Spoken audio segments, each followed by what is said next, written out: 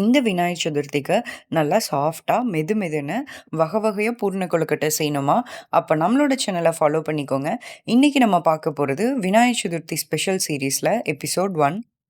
நெறைய பேர் இனிப்பு கொழுக்கட்டை செய்யாம இருக்கறக்கு முதல் காரணமே அது ரொம்ப டைம் கன்சியூமிங் ப்ராசஸ்ன்னு சொல்லிட்டு தான். அதுக்கு வெல்லம் பாகு காய்ச்சணும், அதுக்கப்புறம் பூரணம் ரெடி பண்ணணும், மாவு ரெடி பண்ணணும்னு சொல்லிட்டு, இந்த வீடியோல நம்ம வந்து வெல்ல பாகு காய்ச்சாம, வெறும் 10 நிமிஷத்துல சூப்பரா பூரணம் எப்படி ரெடி பண்றதுன்னு பார்க்கலாம் வாங்க. இதுக்கு ஒரு கடாயில 1 கப் எள்ளு சேர்த்துட்டு, அத 5 மினிட்ஸ் லோ ஃப்ளேம்ல வச்சு நல்லா ரோஸ்ட் பண்ணி எடுத்துக்கோங்க. இது நல்லா கூல் டவுன் ஆனதுக்கப்புறம் 1 கப் எள்ளுக்கு 1 கப் துருவுன வெல்லத்த மிக்ஸர் ஜார்ல ஆட் பண்ணி அத நல்லா கிரைண்ட் பண்ணி எடுத்துக்கோங்க. அவ்வளோதான் நம்மளுக்கு பூரணம் ரெடி ஆயிருச்சு. இப்போ ஒரு பாத்திரத்துல 1 கப் அரிசி மாவு, 1 ஸ்பூன் நெய் சேர்த்துட்டு, நல்லா கொதிக்கிற தண்ணிய கொஞ்சம் கொஞ்சமா இதுல சேர்த்து, நல்லா மிக்ஸ் பண்ணி மாவு பெனஞ்சு எடுத்துக்கலாம். மாவு ரெடி பண்ணதுக்கப்புறம் இது ஒரு பிளேட் போட்டு க்ளோஸ் பண்ணி வச்சுக்கோங்க. மாவு நல்லா கூல் டவுன் ஆகட்டும்.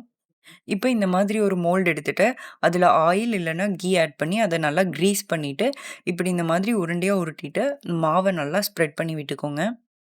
இப்போ உள்ள பூரணம் வச்சுட்டு, திரும்பவும் கீழ வந்து மாவு வச்சு சீல் பண்ணிக்கோங்க.